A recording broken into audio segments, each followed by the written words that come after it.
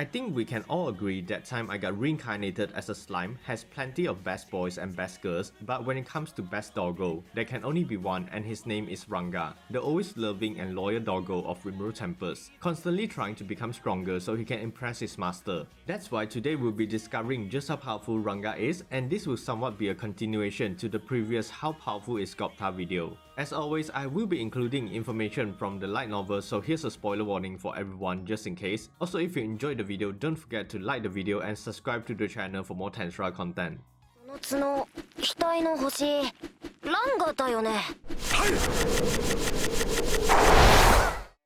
To start, Ranga was the son of the leader of the Fang Wolf tribe, but when they attacked the goblin village, Rimuru killed his father and consumed him. Ranga and the other direwolves then submitted to Rimuru and joined the goblin village. He would then receive his name from Rimuru, and because all the direwolves in the pack are connected, Rimuru only needed to name him and the rest would be able to share the benefits. So as a result of naming, Ranga and the direwolves all evolved into Tempest Wolves, even adopting the storm element thanks to Rimuru being related to the true dragon Valdora, and they now have a threat level of rank B. He also grew larger in size, but luckily he did acquire the ability to control his size, otherwise he would constantly damage the surroundings or blowing away his cheeky blue master just by vigorously wagging his tail. Now although Rimuru did kill Ranga's father, he doesn't hold any resentment towards him because he believes in the idea of might makes right, and besides, Ranga is actually grateful that Rimuru named and forgave his clan, truly the best loyal doggo. But moving on, when Gobta discovered the ability of Shadow Step, it now allowed the Tempest Wolves to enter and hide inside their partner's shadow, and they are even able to travel long distances within shadows as well. That's why whenever Ranga is not needed, he often resides inside Rimuru's shadow and was indirectly exposed to his magic use. Because of this, Ranga managed to reach the evolutionary stage of a Star Wolf without anyone noticing, now giving him a threat level of rank B+.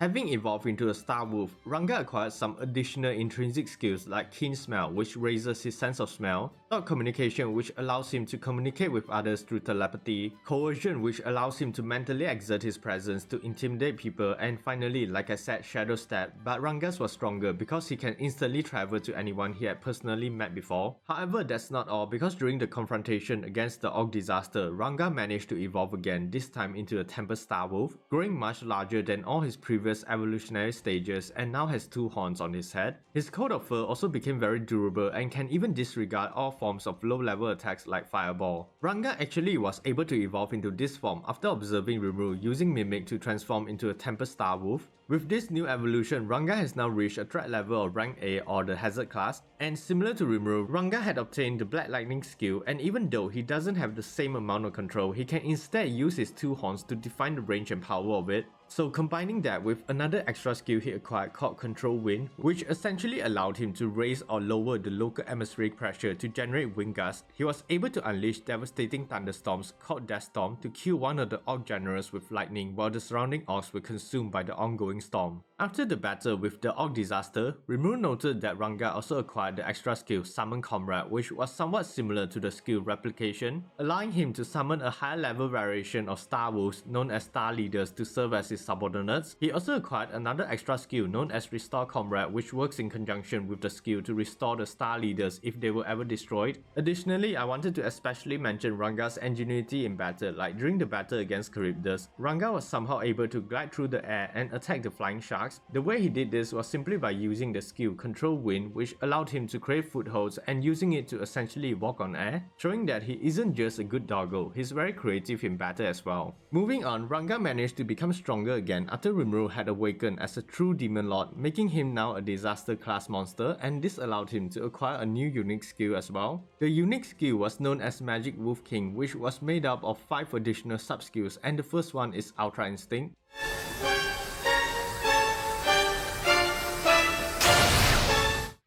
It basically boosts Ranga's own battle instinct to a godlike point that he's able to predict and evade almost all attacks. The next skill is known as Possession Identify, which allows Ranga to locate and distinguish targets that are compatible with him to perform unification, another skill that Ranga and the other Star Wolf acquired after the Harvest Festival. Also, the extra skills Summon Comrade and Restore Comrade were incorporated into the unique skill. For the last skill, it is known as Control Common Will, which is basically an upgraded version of unification. Now instead of just merging together with a partner spiritually and mentally, the user can now fully merge with allies they have a strong relationship with, becoming one unified entity that resembles a werewolf. During the Tempest Federation Founders Festival, Gobta actually showcased this power at the battle tournament when he summoned Ranga with Demon Wolf summoning. Then using his Demon Wolf unification and Ranga's control common will, they were able to merge and acquire a new werewolf form. In this form, they are faster, stronger and more durable, and their threat level increased to that of an upper disaster class. However, because of the overwhelming differences in their strength, they couldn't really control the transformation properly. Like when they fought against Masaki Honjo, they were not able to control their speed and it caused them to crash into a wall. Luckily or unluckily, their transformation impressed Milim so much that she wanted to train them. Because Rimuru did not want to deal with Milim throwing a tantrum if he refused, he accepted the request and sacrificed Gobta and Ranga. During their training, they were constantly forced to fight Carrion and Midray to the death, being resurrected numerous times inside the labyrinth. They eventually finished their training with Milim, finally mastering the werewolf transformation, and they even gained new battle experiences. Now going back to what other skills Ranga obtained after Rimuru awakened as a true demon lord. Like the other subordinates, Ranga also obtained skills like Magic Sense, Thought Acceleration, Multilayer Barrier and Spatial Travel, which is actually the evolved version of Shadow Step.